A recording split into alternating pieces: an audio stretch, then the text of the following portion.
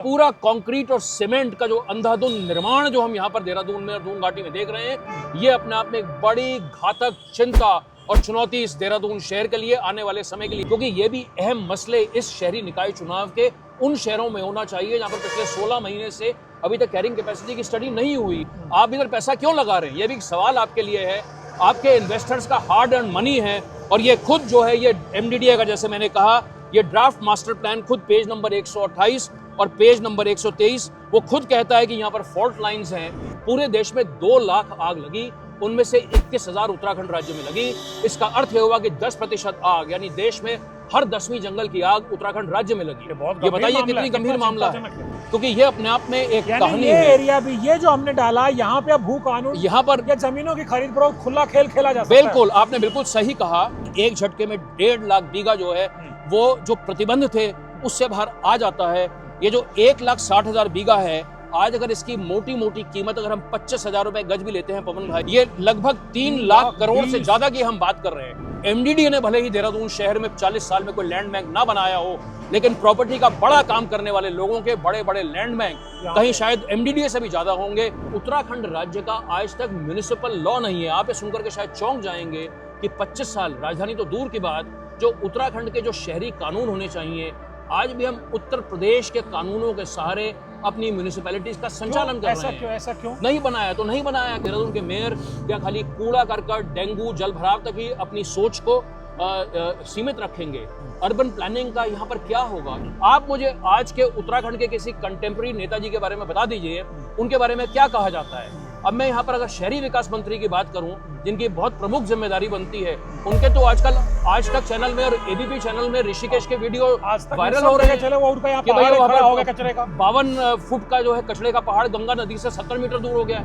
क्योंकि एक और प्रॉब्लम क्या देखी जाती है कि ये जो नेता होते हैं, ये खाली अधिकारियों के चंगुल में फंस जाते हैं। ये सिर्फ अपनी पार्टी के मेयर नहीं है, ये शहर के मेयर हैं। तो इनकी जो प्रतिबद्धता है, इनकी जवाबदेही है, देखिए इनमें साहस होना चाहिए। अभी तो वक्त बताएगा कि इनमें इतना साहस है या ये भी जो है अपनी पार्टियों के जो है मोहरे बन जाते हैं। मैं तो कहता हूँ आप आर पार की लड़ाई कर लीजिए, लेकिन आप लड़ाई देहरादून शहर के लिए कीजिए।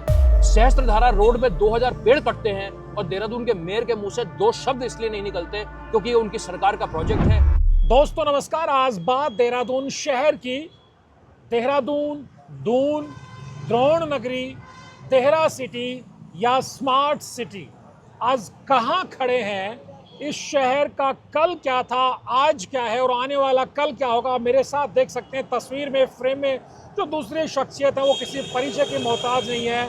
मेरे साथ अनूप नौटियाल हैं, SDC फाउंडेशन के संस्थापक अध्यक्ष हैं और शहर की अर्बन लिविंग को लेकर के सिविक वॉइस हैं, बड़ी सिविल सोसाइटी की वॉइस हैं। आज जब हम देहरादून सहित पूरे उत्तराखंड में लोकल बॉडीज, अर्बन बॉडीज, नगर निकाय चुनाव की तैयारियां कर रहे हैं या उस चुनाव में हम जा चुके हैं, तमाम पॉलिटिकल पार्टीज ने कैंडिडेट्स अपने खड़े कर दिए, तब कैसा हो हमारा देहरादून, कैसा था कल का हमारा देहरादून, कहाँ हमसे चूक हुई और कहाँ हमारे पास संभावनाएं हैं, इन सब बातों पर आज हम अनूप नौटियाल से बातचीत करेंगे। नौटियाल जी, चर्चा में आपका स्वागत है। ये इस वक्त हम राजपुर रोड पर बैठे हुए हैं, ताबड़तोड़ गाड़ियां चल रही हैं, गाड़ियों की स्पीड बताती है कि शहर की स्पीड कितनी तेज है। लेकिन क्या आपको लगता है कि विकास की सरपट दौड़ में हमने बहुत कुछ पीछे छोड़ दिया है, बहुत जगह मिस कर गए हैं? क्योंकि आज देहरादून हम एक ऐसे दोराहे पर दिखाई देते हैं जहां एक तरफ हमें स्मार्ट भी बनना है, तो दूसरी तरफ जो हमारे शहर की अपनी समस्याएं हैं, जो हमारी पुरानी विरासत थी, वो सब हम बिसराते हुए जा रहे हैं। आप क्या कहेंगे? पवन भाई, सबसे पहले तो हैप्पी न्यू ईयर, और बड़ी खुशी की बात है कि आज 1 जनवरी 2025 को हम इस बड़ी महत्वपूर्ण चर्चा कर रहे हैं। साल का पहला दिन है, 2025 का पहला दिन है। उत्तराखंड राज्य के जो 25 वर्ष का जो सफ़र शुरू हुआ है उसका पहला दिन है। इस पूरी सदी का एक क्वार्टर जो है वो कंप्लीट हो रहा है, तो कई मायनों में बड़ा महत्वपूर्ण दिवस। और जैसा आपने बिल्कुल सही कहा कि आज से 22 दिन के बाद यानी 23 जनवरी 2025 को न सिर्फ देहरादून में बल्कि उत्तराखंड राज्य के 99 अन्य जो शहरी निकाय यानी 100 शहरी निकायों में पूरा राज्य जो है जाकर के वोट करेगा। 30 लाख से ज़्यादा वोटर। पिछली बार जब 2018 में चुनाव हुआ तो उस समय 23 लाख के आसपास वोटर थे। तो एक अप्रत्याशित बढ़ोतरी, यहाँ पर भी मैं एक हिंट आपको दे रहा हूँ कि एक अप्रत्याशित बढ़ोतरी जो हमने वोटर्स को जो पूरे राज्य में देखने में आ रही है, वो इस शहरी निकाय के चुनाव में भी वो है परिलक्षित होती है। विधानसभा के समय भी आपने बताया था, खास तौर पर देहरादून की धर्मपुर और कुछ विधानसभा सीटों पे आपने प्रत्याशित वोटर वृद्धि का जिक्र यहाँ किया पर था। भी अगर देहरादून पर अगर हम आए, आपके मूल सवाल पर आए, तो 6,28,000 वोटर 2018 के चुनाव में थे। उस चुनाव में लगभग 3.5 लाख लोगों ने वोट दिया था, 2.25 लाख लोगों ने वोट नहीं दिया था। इस बार लगभग 8 लाख वोटर हैं, तो 27% जो है वोटर इस बार बढ़ा है, क्योंकि हमारे पास इस राजधानी शहर की हम बात कर रहे हैं, लगभग 8 लाख वोटर हैं इस बारी। तो ये कुछ मोटे मोटे आंकड़े, जैसा आपने कहा कि पार्टियों ने भी अब अपने प्रत्याशी जो है मैदान में उतार दिए हैं। जहां तक देहरादून शहर की चुनौतियों का सवाल है, तो हमने जैसे जनसंख्या को लेकर निश्चित तौर पर एक बात करी, और पिछले काफ़ी समय से जो कैरिंग कैपेसिटी का पूरा मसला जो उत्तराखंड राज्य में चारों तरफ गूंजता है, उस गूंज के साथ में भले हमें परिणाम नहीं दिखाई देते। इसकी पूरी जो कवायद शुरू हुई, मैं देहरादून से जोशीमठ की तरफ जाना चाहूँगा जनवरी 2023 में, जहाँ जोशीमठ में जो है कैरिंग कैपेसिटी को लेकर बात हुई। उसके बाद में अगस्त पिछले साल में सरकार ने कहा 15 शहरों में हम कैरिंग कैपेसिटी स्टडी कराएंगे, क्योंकि ये भी अहम मसले इस शहरी निकाय चुनाव के उन शहरों में होना चाहिए जहाँ पर पिछले 16 महीने से अभी तक कैरिंग कैपेसिटी की स्टडी नहीं हुई है, चाहे वो लैंसडाउन है, चाहे वो भवाली है, चाहे वो रानीखेत है, चाहे नैनीताल है। देहरादून पर आए, जो आपका मूल सवाल था, तो जनसंख्या के अलावा तो परंपरागत जो चुनौतियां सभी को दिखाई देती हैं, हम कचरे की बात करते हैं, हम ट्रैफिक की बात करते हैं, हम अतिक्रमण की बात करते हैं, हम विलुप्त होती हुई हरियाली की बात करते हैं, हम जल भराव की समस्या की बात करते हैं। ये सारी तो एक तरफ हैं, लेकिन पवन भाई कई ऐसी चीज़ें हैं जो कि अभी तक पब्लिक डोमेन में उस तरीके से नहीं आई हैं। उदाहरण के तौर पर आज जो देहरादून की, मैं इसमें कोई 1 2 3 नहीं है, मैं अगर आपसे यहाँ के भूकंपीय क्षेत्र की बात करूं, मैं अगर आपसे फॉल्ट लाइंस के बारे में बात करूं, और आज मेरे साथ में अगर आप देखेंगे, मेरे साथ में इस समय MDDA का ड्राफ्ट मास्टर प्लान मेरे हाथ में है, जो कि पिछले वर्ष 2023 अप्रैल के महीने में आया था। और इसका पन्ना अगर आप 128 नंबर और 133 नंबर पन्ना जब आप पलटेंगे, जब हम परतों में जाएंगे, तो ये खुद मास्टर प्लान हमें बताता है कि देहरादून शहर में फॉल्ट लाइंस हैं, और ये फॉल्ट लाइन आगे राजपुर की तरफ हैं, 50 मीटर फॉल्ट लाइन के यहाँ पर, और यहाँ पर जो है कंस्ट्रक्शन नहीं होना चाहिए। लेकिन ये पूरा कंक्रीट हो रहा है, देखो ये पूरा कंक्रीट और सीमेंट का जो अंधाधुंध निर्माण जो हम यहाँ पर देहरादून में और दून घाटी में देख रहे हैं, ये अपने आप में एक बड़ी घातक चिंता और चुनौती इस देहरादून शहर के लिए, आने वाले समय के लिए भी है। तो क्या स्मार्ट होने के चक्कर में हम अपने आप को खतरे में डाल रहे हैं? सिस्मिक जोन के उस टेरेन में हम घुसते हुए जा रहे हैं, बड़ी बड़ी बिल्डिंग्स खड़ी कर रहे हैं जहां भूकंप कभी भी आ सकता है। बिल्कुल आप सही कह रहे हैं, और आप देखिए ना कैसे बड़े बड़े नए नए होटल्स आ रहे हैं। मैं तो इस कार्यक्रम के माध्यम से उन लोगों को भी ये संदेश पहुंचाना चाहूंगा जो दिल्ली में, अन्य शहरों में यहाँ पर पैसा अपना इन्वेस्ट कर रहे हैं, आप इधर पैसा क्यों लगा रहे हैं? ये भी एक सवाल आपके लिए है। आपके इन्वेस्टर्स का हार्ड अर्न मनी है, और ये खुद जो है ये MDDA का, जैसे मैंने कहा, ये ड्राफ्ट मास्टर प्लान खुद पेज नंबर 128 और पेज नंबर 123 वो खुद कहता है कि यहाँ पर फॉल्ट लाइंस हैं। लेकिन दुर्भाग्य की बात यह है कि अप्रैल 2023 का ये जो मास्टर प्लान, क्योंकि मास्टर प्लान की जो कहानी देहरादून शहर में रही है, कोई मास्टर प्लान आज तक जमीन पर, धरातल पर उतर करके नहीं आ पाया है, फाइलों में बंद रहता है, वो फाइलों में बंद रहता है। और इसको भी आए हुए जो है लगभग 20 महीने हो चुके हैं, उसके बाद भी इसका अता पता नहीं है। इसमें भी जन भागीदारी की जो थी वो बहुत बड़ी भारी कमी हमारे को देखने को मिली थी। तो चाहे वो फॉल्ट लाइंस की बात हो, चाहे वो अर्थक्वेक जोन्स की बात हो, चाहे वो जनसंख्या की बात हो, चाहे विलुप्त होती हुई हरियाली की बात हो। देखिए फॉरेस्ट की जब हम बात करें, उत्तराखंड और देहरादून की पहचान जल, जंगल, जमीन। आज से 10 रोज पहले फॉरेस्ट सर्वे ऑफ इंडिया की रिपोर्ट आती है। कितनी इंटरेस्टिंग थी, देहरादून में वो FRI में रिपोर्ट होती है। वो हमारा प्रदेश जो है वो कहता है कि हमने जंगल को कम कर लिया, हमने बढ़ाया नहीं। पवन भाई, हमारा वो इतनी चिंताजनक रिपोर्ट उत्तराखंड राज्य में, और जब निश्चित तौर पर कोई चर्चा ही नहीं हुई, उसमें कहीं कोई चर्चा नहीं हुई, बल्कि यहाँ पर तो एक सिरे में जो है उत्तराखंड सरकार ने उस रिपोर्ट को नकार दिया, क्योंकि वो ये रिपोर्ट कहती है कि पूरे देश में सर्वाधिक जंगलों में आग लगने वाला जो राज्य है, और वो भौगोलिक क्षेत्रफल से बात नहीं कर रहे हैं, वो साफ ये कहते हैं कि 21,000 जंगलों में जो आग लगी 2023 के नवंबर से जून 2024 तक, वो उत्तराखंड राज्य में लगी। पूरे देश के सभी राज्यों में, उसमें उड़ीसा भी है, महाराष्ट्र भी है, मध्य प्रदेश भी है, सर्वाधिक आग उत्तराखंड राज्य में लगी। उसी के साथ पवन भाई एक और बात जो सामने उस तरीके से नहीं आई है, पूरे देश में 2 लाख आग लगी, उनमें से 21,000 उत्तराखंड राज्य में लगी। इसका अर्थ यह हुआ कि 10% आग, यानी देश में हर 10वीं जंगल की आग उत्तराखंड राज्य में लगी। ये बताइए कितनी गंभीर मामला है, ये कितनी गंभीर मामला है। तो चाहे वो जंगलों में लगती हुई आग हो, आज से कुछ रोज पहले नवंबर के महीने में NGT में स्वयं जो सुनवाई के दौरान ये बात सामने आती है कि गंगोत्री में जो है वहां पर जो सीवेज ट्रीटमेंट प्लांट है, वहां से मां गंगा प्रदूषित हो रही है। तो चाहे जंगल की बात हो, चाहे जल की बात हो, और जमीनों का तो एक उदाहरण हमारे सामने। ये क्या रिपोर्ट है आपकी? ये रिपोर्ट क्या है? ये जरा बताइए हमारे साथियों को, दर्शकों को। ये बड़े अपने आप में बहुत आप भी पवन भाई, ये अगर ये बड़ी एक मुझे लगता है एक बड़ी महत्वपूर्ण या शानदार, उसे हम जो भी कहें वो उसको ये कहा जा सकता है। और एक सेकंड में जरा अपने कागजों को व्यवस्थित कर लूं। तो पवन भाई, हुआ क्या था, आपको भी ध्यान होगा कि 2018 में जब पिछले चुनाव हुए थे शहरी निकाय, तो उस समय पूरे राज्य भर में शहरीकरण के नाम पर जो हमारे शहर है उनका एक्सपेंशन किया जाएगा। हम देहरादून की केस स्टडी की बात कर रहे हैं, और आज हम इसको द स्टोरी ऑफ देहरादून कह रहे हैं। आज 1 जनवरी 2025 को हम इसको बात कर रहे हैं। 2018 में, उससे पहले देहरादून शहर में 60 वार्ड हुआ करते थे, और एक झटके में बढ़ करके ये 60 वार्ड थे, ये 100 वार्ड हो गए।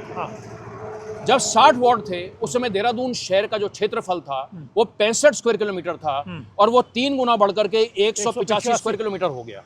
यानी 120 स्क्वायर किलोमीटर इजाफा देहरादून शहर की जो म्युनिसिपल बाउंड्रीज थी। और ये बड़ा महत्वपूर्ण, आज पूरे राज्य के समक्ष जो पूरी भू कानून की जो चर्चा है, और मैं तो यही उम्मीद करूंगा कि इस कार्यक्रम को जो लोग भू कानून के मसले को निरंतर उठा रहे हैं, काश वो भी इस कार्यक्रम को हमारे देखेंगे, क्योंकि ये अपने आप में एक कहानी ये है। एरिया भी, ये जो हमने डाला, यहाँ पे भू कानून, यहाँ पर या जमीनों की खरीद फरोख्त खुला खेल खेला जा सकता है। बिल्कुल, आपने बिल्कुल सही कहा। और इसका भी बैक स्टोरी बताते हुए अपने दर्शकों के साथ में, अपने दोस्तों के साथ में, कि मोटी मोटी बात यह है कि उत्तराखंड राज्य का जब से गठन हुआ, तब से पहाड़ों में कहीं ना कोई प्रतिबंध थे। भले ही त्रिवेंद्र सरकार ने उसमें शिथिलता दी, उसके बावजूद भी कहीं ना कहीं जो हमारी म्युनिसिपल बाउंड्री के बाहर के जो ग्रामीण इलाके थे, वहां पर कोई ना कोई कायदे कानून थे। शहरी इलाकों में वो कायदे कानून नहीं थे।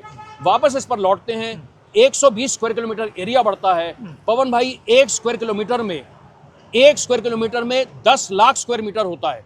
1 किलोमीटर कितना हुआ? अगर आप घंटाघर से बिंदाल की तरफ जाते हैं, और यहाँ से घंटाघर से आप इधर क्वालिटी चौक तक आते हैं, राजपुर रोड तक आते हैं, तो 1 किलोमीटर बाय 1 किलोमीटर हुआ। उस 1 किलोमीटर बाय 1 किलोमीटर के दायरे में मैं एक सिंपल कैलकुलेशन आपको बता देता हूं, क्योंकि देहरादून में लोग, हम बीघा में बात करते हैं, तो वो 1330 बीघा बनता है।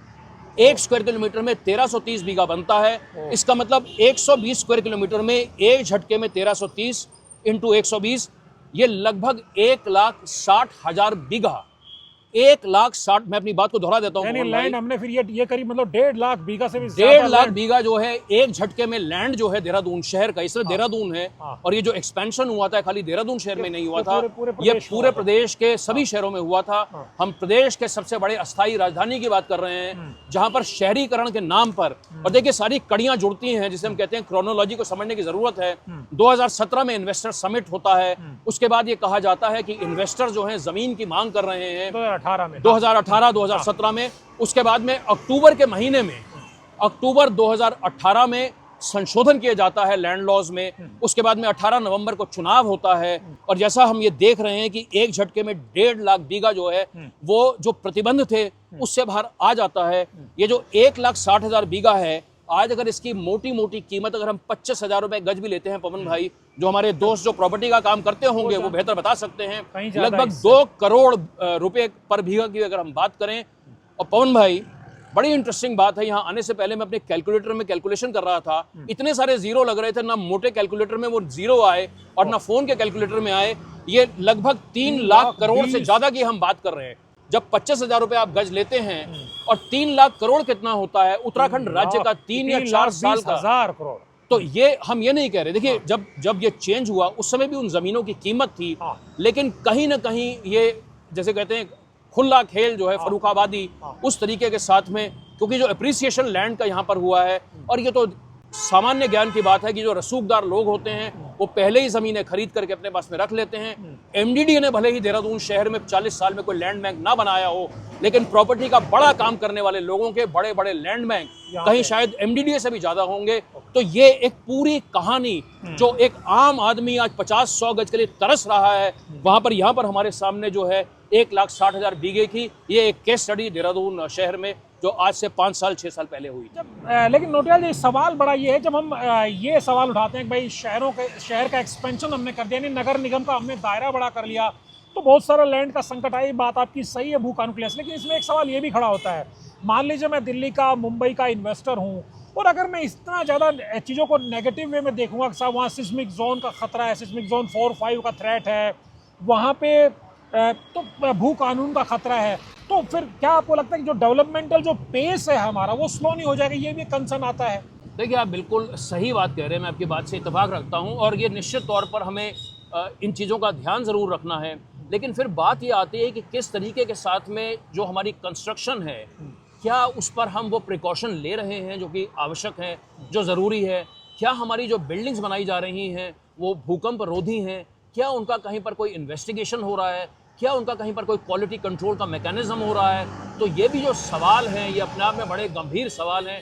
आज निश्चित तौर पर उत्तराखंड को, राज्य को अपनी आर्थिकी को बढ़ावा देना है, लेकिन जिस किस्म का आर्थिकीकरण का और शहरीकरण का मॉडल हमारे सामने विशेष तौर पर पिछले 4-5-10 सालों में देखने को आया है, वो निस्संदेह चिंताजनक है पवन भाई। और ये कहीं कोई नहीं कहेगा कि विकास ना हो, सस्टेनेबल डेवलपमेंट ना हो, लेकिन जिस हम अंधे रास्ते पर चल रहे हैं और जो रचनात्मक तरीके हैं, आज जब हम देश के शहरों की बात करते हैं, निकाय चुनाव की बात कर रहे हैं, क्योंकि हमें सॉल्यूशंस की पर भी जरूर निश्चित तौर पर बात करनी है। जब चुनाव हो रहा है तो मुख्य तौर पे यहाँ कांग्रेस और बीजेपी की सियासत देखने को मिलती है, बाकी तमाम दल भी लड़ते हैं। क्या सॉल्यूशंस क्या हो सकते हैं? क्योंकि ये सही बात है कि हम एकदम से इंदौर नहीं बन सकते, हम एकदम से कोई गुजरात का शहर नहीं बन सकते, हम एकदम से चंडीगढ़ नहीं बन सकते, क्योंकि हमारे जोग्राफिकल चैलेंजेस अलग है, हमारा डिफिकल्ट एक पेकुलियर हमारी सिचुएशन है। उस लिहाज से सवाल ये है कि जब हम दिल्ली से देहरादून को 2 से ढाई घंटे में का डिस्टेंस को कवर करने की बात करें, आने वाले समय में आप फर्राटे भरते हुए दिल्ली जाएंगे और दिल्ली से 2.5 घंटे में आप देहरादून आ जाएंगे, उस तरह की जब चुनौतियां रहेंगी तब डेवलपमेंट का रास्ता फिर हमारा हो क्या? पवन भाई, जो सॉल्यूशंस की आप बात करो, एक हम लोगों ने एक यहाँ पर एक फोरम बनाया है जिसका नाम देहरादून सिटीजन फोरम है, तो मैं उसके हवाले से आपके साथ में जानकारी देना चाहूँगा। देहरादून शहर के बहुत से, जिसे हम वेल मीनिंग लोग कहते हैं, अच्छे लोग हैं, वो चाहते हैं कि देहरादून शहर का एक सतत टिकाऊ विकास हो। तो उदाहरण के तौर पर सॉल्यूशन के दृष्टिकोण से, क्योंकि 3 हफ्ते हमारे पास बचे हुए हैं, तो हम एक कवायद जो करने वाले हैं, हम पॉलिटिकल पार्टीज़ को एक ये उनसे मांग रख रहे हैं कि आप अपना एक उत्तराखंड अर्बन विजन 2025 एक ग्रीन एजेंडा प्रस्तुत करें। अब ये ग्रीन एजेंडा ये है, वो जो कहता है, ये मांग रखता है कि पारिस्थितिकी पूरे तंत्र को किस तरीके के साथ में, चाहे वो हमारी नीतियां हैं, उनका क्रियान्वयन है, जो हमारा पूरा शहरीकरण का मॉडल हो। तो पहली हमारी मांग ये है कि आप एक ग्रीन मैनिफेस्टो लेकर के आएँ। उसके अलावा राज्य स्तर के मैनिफेस्टो के अलावा आपका एक शहर का मैनिफेस्टो हो। उस मैनिफेस्टो की, यानी आपका जो मेयर का कैंडिडेट है उसको भी पता होना चाहिए उसको मेरे शहर की जरूरत क्या है, उसको पता होना चाहिए। मैनिफेस्टो की मॉनिटरिंग कैसे होगी। उसके अलावा जो हमारे जो 100 मेयर और चेयरमैन चुन के आएंगे, उनमें से कई लोग, देखिए मैं बड़ी व्यवहारिक बात बोल रहा हूँ, कई लोग पहली बार जो है चुनाव जीत करके मेयर बनेंगे। देहरादून में भी जो 2 प्रमुख प्रत्याशी हैं वो आज तक कभी इन पदों पर नहीं रहे हैं। उसके अलावा उत्तराखंड राज्य का, जब देहरादून की बात हो, 25 साल के बाद में उत्तराखंड की राजधानी कहाँ है, कौन सा शहर उत्तराखंड की राजधानी है, ये भी आज एक अहम सवाल है। इसके अलावा पवन भाई, एक बड़ी महत्वपूर्ण बात कि जो उत्तराखंड राज्य का आज तक म्यूनिसिपल लॉ नहीं है। आप ये सुनकर के शायद चौंक जाएंगे कि 25 साल, राजधानी तो दूर की बात, जो उत्तराखंड के जो शहरी कानून होने चाहिए, आज भी हम उत्तर प्रदेश के कानूनों के सहारे अपनी म्यूनिसिपैलिटीज का संचालन कर रहे हैं। ऐसा क्यों नहीं बनाया? तो नहीं बनाया क्योंकि उस पर गंभीरता से काम नहीं हुआ। उसमें कुछ आंशिक बदलाव जरूर हुए, लेकिन 25 साल में उत्तराखंड की म्यूनिसिपैलिटीज का आज तक अपना कानून नहीं बन पाया। एडवोकेज्म है वहां भी, वो भी जो है एडवोकेज्म है, थोड़ा सा आंशिक कर दिया। उसके अलावा जो 74वां कॉन्स्टिट्यूशनल अमेंडमेंट है, जो देश में एक बहुत बड़ा बदलाव जो हमारे कॉन्स्टिट्यूशन में आया था कि हमें अपनी अर्बन लोकल बॉडीज को जो है उन्हें एम्पावर करना है, उन्हें फंक्शनरी से लेस करना है। उदाहरण के तौर पर आज जब हम मेयर की बात करें देहरादून शहर के, मैं इसको कई मंचों पर इस बात को उठा रहा हूं कि देहरादून के मेयर क्या खाली कूड़ा करकट, डेंगू, जल भराव तक ही अपनी सोच को सीमित रखेंगे? अर्बन प्लानिंग का यहाँ पर क्या होगा? एक और बड़ा गंभीर मसला सॉल्यूशन के पॉइंट ऑफ व्यू से सवाल है आपके प्रोग्राम के माध्यम से कि उत्तराखंड राज्य में कितने टाउन प्लानर हैं? क्या आपने कभी सुना कि कौन टाउन प्लानर है, कौन यहाँ पर टाउन प्लानिंग कर रहा है? तो ये जो कॉन्स्टिट्यूशन की जो 12वीं अनुसूची है उस पर अमल हो, किस तरीके से जन भागीदारी को सुनिश्चित किया जाए, जलवायु परिवर्तन पर क्या किया जाए। मई और जून के महीने में पिछले वर्ष हमने जो है 43 डिग्री की हीट वेव को झेला है, इसी देहरादून शहर में झेला है। और ये हमें पता है कि लोगों की जो याददाश्त होती है, हम सभी की याददाश्त बड़ी छोटी होती है। इस समय सर्दी के मौसम में चुनाव हो रहा है। अगर आज यही चुनाव, ये जो अभी जो 23 जनवरी का चुनाव है, अगर ये 23 जून को चुनाव हो रहा होता, इस समय त्राहिमाम यहाँ पर हुआ होता, 45 डिग्री की हीट होती और इस समय जो चुनावी मुद्दे होते बिल्कुल अलग होते। तो देहरादून और उत्तराखंड इन जलवायु परिवर्तन के संकटों से अपने शहरों को कैसे मजबूत करेगा, इन तमाम चीजों पर। एक आखिरी बात पवन भाई मैं बोल करके फिर यहाँ पर मैं ब्रेक लूंगा। जो देश के प्रोग्रेसिव शहर हैं वो आज क्रेडिट रेटिंग को लेकर के बात कर रहे हैं, वो आर्थिक तौर पे अपने आप को मजबूत कर रहे हैं, वो म्युनिसिपल बॉन्ड्स, ये सारी बातें ला रहे हैं। लेकिन ये सारी बातें उत्तराखंड के लिए भी ऐसा लगता है कि चंद्रमा में जाने जैसी बातें। ऐसा क्यों आपको लगता है? ऐसा चंद्रमा में जाने वाली बातें इसलिए हैं क्योंकि वहाँ की जो पूरी अर्बन लोकल बॉडीज हैं, वहाँ की जो पॉलिटिकल लीडरशिप है, चाहे हम सूरत की बात करें और छोटे छोटे कोयम्बटूर की बात करें, ये पिंपरी चिंचवाड़ की बात करें, वहाँ की जो पॉलिटिकल लीडरशिप है, वहाँ की इवॉल्व पॉलिटिकल लीडरशिप है, वो लोग नए तरीके के साथ में काम कर रहे हैं। जो मैं आपसे क्रेडिट रेटिंग की बात कर रहा हूँ, जो अर्बन लोकल बॉडीज हैं वो अपने म्युनिसिपल बॉन्ड्स को सामने ला रही हैं। लेकिन ये सारी बातें जो जैसा मैंने कहा यहाँ पर तो चंद्रमा जैसा है। तो क्या सौरभ थपलियाल युवा कैंडिडेट हैं बीजेपी के, क्या वो जो अनूप नौटियाल जो चीजें रख रहे हैं क्या उनको समझ पा रहे हैं? क्या वीरेंद्र पोखरियाल के जहन में भी है?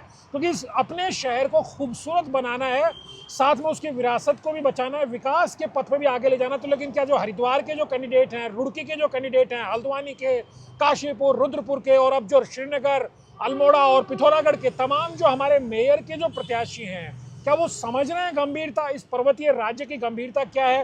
लेकिन बड़ा सवाल ये हमारे सामने तो नौटियाल जी चैलेंज ये भी है कि हमको विकास की दौड़ में, क्योंकि जब हम स्मार्ट सिटी कहते हैं, जो मैं पढ़ रहा था, स्मार्ट सिटी का मतलब है कचरे का अच्छा प्रबंध हो, साफ सफाई की व्यवस्था हो, महिलाओं और लड़कियों की आधी आबादी की अच्छी सुरक्षा हो, बुजुर्गों के लिए अच्छा माहौल हो, अच्छे फुटपाथ हो, अच्छे शहर में सारी चीज़ें हो। लेकिन क्या हम देहरादून को, हम कितने सालों से हम स्मार्ट सिटी कह रहे हैं, हम स्मार्ट तो बन नहीं पाए। उल्टा जो हमारी एक तरह से जो विरासत थी, पूरा कचरापन आ गया उसके अंदर। आज हम दोपहर में सड़कों पर निकल नहीं सकते, स्कूलों की कभी हमें छुट्टी पहले कभी बाद में करनी पड़ती है। हमारे जो मेन हाईवे जो जाम रहते हैं, दिल्ली से इतना हैवी ट्रैफिक, चाहे न्यू ईयर का वक्त हो, क्रिसमस का वक्त हो, दिवाली का वक्त हो, दूसरे मौक़ों पर शहर पूरा चौक हो जाता। तो ये जो ट्रैफिक जो हमारे सिर्फ देहरादून की प्रॉब्लम नहीं है, आप हरिद्वार में जाएंगे तो वहाँ इतनी फ्लोटिंग पॉपुलेशन आती है, कभी कावड़ के नाम पे, कभी स्नान के नाम पे। तो ये जो जो चैलेंजेज हैं, इनको सिर्फ क्या मेयर के लेवल पर एड्रेस किया जा सकता है, या जो हमारी स्टेट गवर्नमेंट है उसको भी इन्वॉल्व होना पड़ेगा, इसमें शामिल होना पड़ेगा? सिर्फ स्वच्छता सर्वेक्षण में 1 पॉइंट हम आगे बढ़ गए, 2 पॉइंट हम पीछे चले गए, इससे बात नहीं बनेगी। पवन भाई, जो 3 बड़े फेलियर देहरादून शहर के, हम उसके साथ अगर बात करें अपने ऑडियंस के साथ में, पिछले 5-7 साल में जो 3 सबसे बड़े अर्बन फेलियर देहरादून शहर के हैं, एक तो स्मार्ट सिटी प्रोजेक्ट जिसका आपने अपने में जिक्र किया, और एक सामान्य किसी भी व्यक्ति से देहरादून में पूछ लीजिए तो वो स्मार्ट सिटी को लेकर के वो नाक मुंह सिकोड़ेंगे और उनका यही एक परसेप्शन होगा कि ये जो है पैसे की बंदरबांट हुई है, एक स्मार्ट सिटी। दूसरा जो एक और बड़ा उदाहरण, क्योंकि जब हम म्यूनिसिपैलिटीज़ की बात करते हैं, साफ सफाई की बात होती है, हमारा शीशमबाड़ा का जो पूरा ये जो प्लांट है, ये जो प्रोजेक्ट लगा, तो उसकी जो प्लानिंग हुई, इसकी जो पूरी डीपीआर हुई, उसकी जो पूरी कवायद हुई, और देहरादून शहर में लगभग 5 लाख किलो कचरा प्रतिदिन जो है वो निकलता है। वो कचरा कहाँ जा रहा है? तो शीशमबाड़ा में भी एक कचरे का पहाड़ वहाँ खड़ा हो गया है, और यहाँ से हमारा बहुत ज़्यादा दूर नहीं, एक सहस्त्रधारा में भी पिछले 7 साल से वहाँ पर भी एक कचरे का पहाड़ है। तो चाहे हम स्मार्ट सिटी की बात करें, चाहे हम शीशमबाड़ा की बात करें, और जिसका ट्रैफिक का आपने जिक्र किया, मैं यहाँ पर उदाहरण तीसरा देना चाहूँगा मेट्रो की कवायद का। ठीक है, मेट्रो शायद देहरादून शहर के लिए अनवायबल होगी, लेकिन 7 साल तक देहरादून शहर में न्यू मेट्रो को लेकर के बातचीत हुई, खूब बातें हुई, प्लानिंग, दफ्तर खुल गया, लोग विदेशों में चले गए स्टडी करने के लिए, इतनी स्टडी ट्रिप्स हो गई। आपने न्यू मेट्रो की बात करी, लेकिन आप 2 कदम आगे नहीं बढ़ पाए। मेरा अपना यह मानना है पवन भाई कि जो ट्रैफिक की समस्या है वो सारा का सारा ठीक रहा, और सारी जिम्मेदारी पुलिस वालों के ऊपर छोड़ने से आप शहर के ट्रैफिक को सुधारने वाले नहीं हैं। अब नियो मेट्रो की बात कोई आगे बढ़ाते हैं, अगर नियो मेट्रो यहाँ पर नहीं आ पा रही है तो यहाँ पर क्या 500 बसेस का बेड़ा नहीं लग सकता है? तो यहाँ पर पब्लिक ट्रांसपोर्ट को हम कैसे सुदृढ़ बनाते हैं अपने शहर की जरूरतों के लिहाज से, अपने शहर की जरूरतों के हिसाब से? कि हम छोटी बसेस को, आप भाई एक मिशन कर लीजिए, आप देखिए ना, जब एनडी तिवारी जी यहाँ पर थे, क्योंकि जो भी नेता होता है उन्हें एक लाइन में याद किया जाता है। एनडी तिवारी जी को यह याद किया जाता है कि उनके टाइम पर बड़ा विकास हुआ। खंडूड़ी साहब को याद किया जाता है, उनके समय पर जो है बहुत सड़कें बनी। आप मुझे आज के उत्तराखंड के किसी कंटेम्प्रेरी नेताजी के बारे में बता दीजिए, उनके बारे में क्या कहा जाता है? अब मैं यहाँ पर अगर शहरी विकास मंत्री की बात करूं, जिनकी बहुत प्रमुख जिम्मेदारी बनती है, उनके तो आजकल आज तक चैनल में और एबीपी चैनल में ऋषिकेश के वीडियो वायरल हो रहे हैं चले वो रुपए कि भैया वहाँ हो गया कचरे का 52 फुट का जो है कचरे का पहाड़ गंगा नदी से 70 मीटर दूर हो गया है। मतलब दिल्ली से लोग हमारे यहाँ हिमालय को देखने के लिए आते थे, अब लोग बोलेंगे दिल्ली के बाहर निकलते थे जो कचरा पड़ा था बोले कचरा ऋषिकेश में मिलेगा। अब वहाँ पर तो लोग कितना गंभीर है, वहाँ के लोग इस बात को कह रहे हैं कि वहाँ पर लोगों की मौत इस कचरे के कारण हो गई है। तो आज जब यहाँ पे रोड एक्सीडेंट होता है, यहाँ पर जांच बिठा दी जाती है, मैं तो उत्तराखंड के माननीय मुख्यमंत्री श्री पुष्कर सिंह धामी जी से भी अनुरोध करना चाहूंगा आज कि इस पर भी एक कमेटी जांच बिठाई जाए कि जो लोग ऋषिकेश के कह रहे हैं कि वहाँ पर कचरे के कारण लोगों की मौत हो रही है, ये बड़ा गंभीर मसला है, लेकिन इसके ऊपर किसी की जो है आईलेट तक यहाँ पर फ्लटर नहीं होती है। तो तमाम इस किस्म के मुद्दों को लेकर के जो हमने 3 यहाँ पर उदाहरण दिए, और ट्रैफिक की बात करें, आपने इसका जिक्र किया, ये जो 2.5 घंटे में जो हम दिल्ली से देहरादून यहाँ पर पहुंचेंगे, आप बता रहे हैं 2.5 घंटे में आप आ पाएंगे दिल्ली से, यहाँ से जा पाएंगे। पवन जी, मेरे को ना गडकरी जी की एक बात बहुत पसंद आती है कि गडकरी जी साफ और स्पष्ट तौर पर कहते हैं कि यार मेरे से गलती हो गई, लेकिन उत्तराखंड के किसी नेता ने आज तक ये नहीं स्वीकारा कि मुझसे गलती हो गई। यहाँ पर कोई ट्रैफिक के बारे में बात करने को तैयार ही नहीं है, बंद कमरों में बैठकें हो जाती हैं, उसके बाद में एक प्रेस विज्ञप्ति जो है वो प्रेस इंफॉर्मेशन विभाग के माध्यम से जारी हो जाती है, लेकिन सड़कों पर ट्रैफिक का जो त्राहिमाम है, जो नंगा नाच है, उसको लेकर के जो है क्या तैयारी है। तो 2.5 घंटे हो जाएंगे तब क्या हाल होगा? तो 2.5 घंटे के बाद में देखिए देहरादून जो है, जिस तरीके से दिल्ली का राजेंद्र नगर या लाजपत नगर या शादरा या तमाम ये कॉलोनीज हैं, कोई बड़ी बात नहीं है कि आने वाले समय में देहरादून भी जो है दिल्ली का एक देहरादून नगर बन जाएगा, एक एक्सटेंशन बन जाएगा, आईपी एक्सटेंशन, गाजियाबाद एक्सटेंशन, वैसे ही देहरादून एक्सटेंशन बन जाएगा। 2.5 घंटे में तो वहां से आसरौड़ी आप पहुंच जाएंगे, लेकिन आसरौड़ी के बाद में जहां हम यहाँ बैठे हुए हैं, हो सकता है आपको 2-2.5 घंटे लगें। अभी इस समय पुलिस का एक बयान दैनिक जागरण में आया कि मसूरी पहुंचने के लिए वो जो नया रूट बनाएंगे उसमें 50 किलोमीटर एक्स्ट्रा जाना पड़ेगा। उस 50 किलोमीटर को एक्स्ट्रा जाने में कहीं आपके 3 या 4 घंटे ना लग जाएं, तो अंततः गत्वा तो आपको उतना ही जो है समय लग रहा है। तो ये जो विकास की जो प्रोजेक्ट आ रहे हैं कि केंद्र सरकार का प्रोजेक्ट आया, पैसा आया, आपने उस प्रोजेक्ट को लगा दिया, लेकिन जिसको हम होलिस्टिक अर्बन प्लानिंग की बात कहते हैं, हम इन कड़ियों को जोड़ने की बात कहते हैं, वो निश्चित तौर पर हमें कमी दिखाई देती है। और यही देहरादून शहर की और उत्तराखंड राज्य की 25 सालों में एक बहुत बड़ी चिंता, चुनौती और कमी देखने को आई है। लेकिन सर, जैसे दिल्ली से हम 2-2.5 घंटे में देहरादून आने की बात करते हैं, या देहरादून से हम 2-2.5 घंटे में दिल्ली जाने की बात करते हैं, इसका ये तो सच बात है कि जब वहाँ से बहुत तेजी से सर पर दौड़ता हुआ ट्रैफिक आएगा तो यहाँ आगे चौक हो सकता है। लेकिन क्या जब हमें विकास करना है तो क्या हमको अच्छी सड़कें, अच्छे हाईवेज नहीं चाहिए? सवाल यही भी उठता है। इसका मतलब क्या करें, हम वही सिंगल लेन की रोड रखें? हमें क्यों अच्छी सड़कें नहीं मिलनी चाहिए? क्यों हमारी अस्थायी राजधानी सही, लेकिन क्यों दिल्ली से अच्छी सड़कों से क्यों नहीं जुड़े? लोग ये तर्क भी रखते हैं कि भाई हमें आखिर राष्ट्रीय राजधानी के नज़दीक जाने में अगर हमारा समय कम लगता है तो उससे तो हमें फ़ायदा ही है। आप सुबह काम करने के लिए यहाँ से 7 बजे 6 बजे निकलेंगे, 9 बजे 10 बजे वहाँ पहुँच कर मीटिंग करेंगे, शाम को 6-7 बजे अपने घर में आकर के चाय पी रहे होंगे। देखिए, गडकरी जी और मोदी जी जो है हाईवेज बना सकते हैं। अब घोशी गली को किसने ठीक करना है, तहसील चौक को किसने ठीक करना है, सहारनपुर चौक को किसने ठीक करना है, पलटन बाजार से किसने अतिक्रमण हटाना है, ये तमाम काम तो जो है हमारी सरकारों के और हमारे यहाँ के जो हमारी पूरी व्यवस्था है उसको करना है।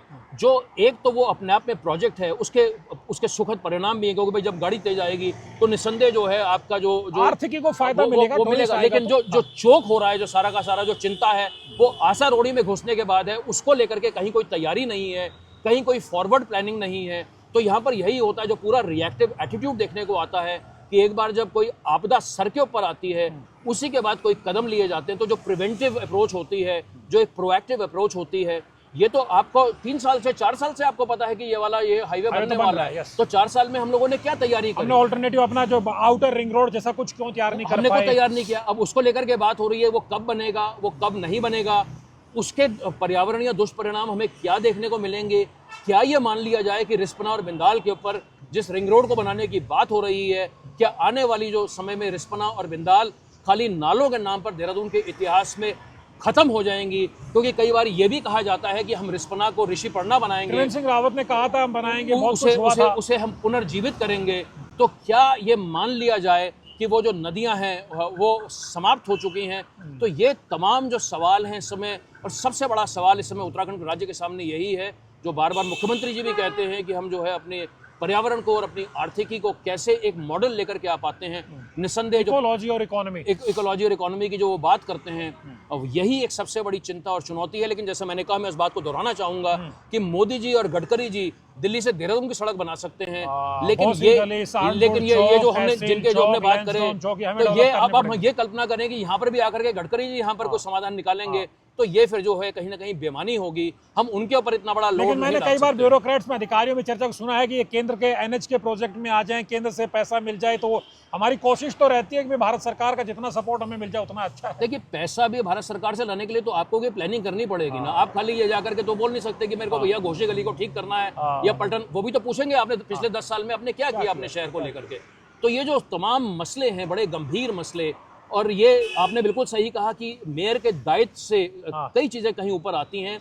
लेकिन पवन भाई, एक मांग है, एक अपेक्षा है, एक इच्छा है कि कम से कम जो नहीं हुआ, लेकिन आने वाले समय में देहरादून शहर के मेयर जो हैं वो कम से कम अपने दायरे को एनलार्ज करें। वो दोनों युवा हैं जो मुख्य क्या कहेंगे, क्या सौरभ थपलियाल से, वीरेंद्र पोखरियाल से क्या कहेंगे अगर उनमें से कोई मेयर चुना जाता है या कोई तीसरा भी मेयर चुना जाता है, क्या अपेक्षा हम देहरादून वासियों को रखनी चाहिए उनसे? देखिए, एक मैं नई बात यहाँ बोलना चाहूँगा पवन भाई कि ये जो जन सहभागिता की बात होती है, देखिए ट्रैफिक कचरे की बात हमने कर ली, मैं जन सहभागिता पर आता हूँ। सही बात। मेयर साहब जो हैं वो शादियों में जाते हैं, वो मुंडन में जाते हैं, वो किसी की दुकान के रेस्टोरेंट में कटिंग में चले जाते हैं रिबन काटने के लिए, लेकिन ये जन सहभागिता का मॉडल नहीं है।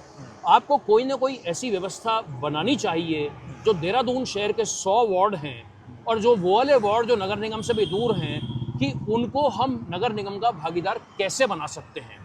इसके अलावा मेरा अपना व्यक्तिगत अनुभव है और आपका भी अपना ये अनुभव है कि देहरादून शहर में हज़ारों की संख्या में ऐसे बेहतरीन लोग हैं जो इस शहर की भलाई के लिए काम करना चाहते हैं। मैं देहरादून सिटीजन फोरम में ही अगर मैं उदाहरण दूं, ऐसे बहुत सारे नायाब हीरे हैं, उन्हें सरकार से और नगर निगम से 1 रुपए की आवश्यकता नहीं है।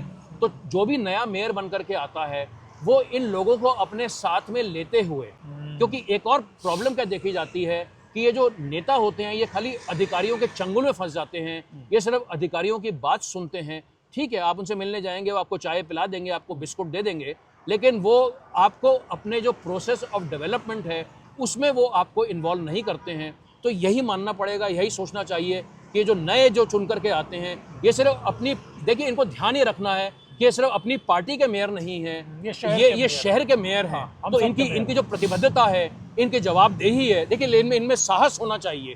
अभी तो वक्त बताएगा कि इनमें इतना साहस है या ये भी जो है अपनी पार्टियों के जो है मोहरे बन जाते हैं, उनके गुलाम बन जाते हैं। तो इनकी जवाबदेही देहरादून शहर के लोगों के प्रति होनी चाहिए। मैं तो कहता हूँ आप आर पार की लड़ाई कर लीजिए, लेकिन आप लड़ाई देहरादून शहर के लिए कीजिए। सहस्त्रधारा रोड में 2000 पेड़ कटते हैं और देहरादून के मेयर के मुंह से 2 शब्द इसलिए नहीं निकलते क्योंकि ये उनकी सरकार का प्रोजेक्ट है। मैं यही उम्मीद करूंगा कि इस सदी के जब अब हम एक उसमें 25 वर्ष में प्रवेश कर रहे हैं कि एक नए अप्रोच के साथ में, बुलंद तरीके के साथ में जो है हमारे मेयर अब काम करेंगे।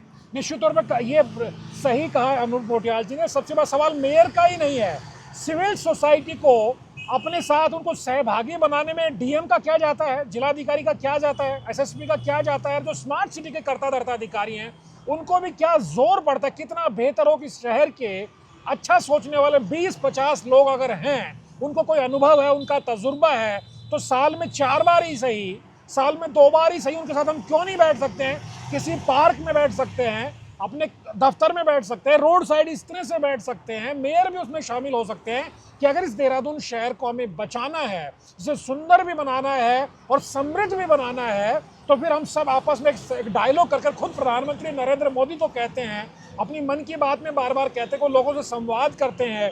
तो यहाँ जो अनूप पोटियाल जी ने जो बात कही है बहुत बड़ी कमी है। हम देखते हैं जो हमारे कर्ता धर्ता है, जो अर्बन बॉडीज के कर्ता धर्ता है, वो सिविल सोसाइटी के साथ संवाद करने में इतना हेजिटेट क्यों करते हैं? सर कुछ और कहना चाहेंगे? मेरी तरफ से तो मैं वाइंड अप कर रहा हूँ।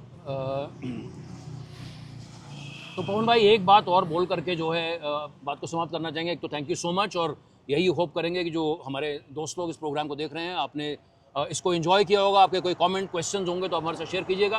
पवन भाई एक छोटी सी और गुजारिश ये रहेगी, उम्मीद रहेगी कि जो हमारे वार्ड हैं, उदाहरण के तौर पर देहरादून में 100 वार्ड हैं, हर वार्ड में चुनाव के पश्चात एक वार्ड कमेटी का गठन किया जाए तो जो पूरा पार्टिसिपेशन, जो अर्बन गवर्नेंस का मॉडल हो, जन सहभागिता का मॉडल हो, वो ग्राउंड अप हो, बॉटम अप हो, तो हम गली गली में, वार्ड स्तर पर जो है लोगों के बीच में अलग जगहें, लोगों को वाकई में इस देहरादून के विकास का, सतत विकास का एक अहम हिस्सेदार बनाएं। इन्हीं शब्दों के साथ में आपने मुझे आज आमंत्रित किया, उसके लिए ढेर सारा आभार। बहुत अच्छी बात है। निश्चित तौर पर हमें भागीदार भी बनाना पड़ेगा हर, क्योंकि हम इस वक्त ठंड है, हवा आप देखें पूरे वीडियो में आपने देखा किस तरह हवा चल रही थी, सड़क पे किस तरह से ट्रैफिक दौड़ रहा है, इसके बावजूद हम यहाँ बैठे हैं। हमारा मकसद सरकार या किसी अधिकारी को, किसी को, या मेयर के जो प्रत्याशी, किसी को टारगेट करना नहीं है।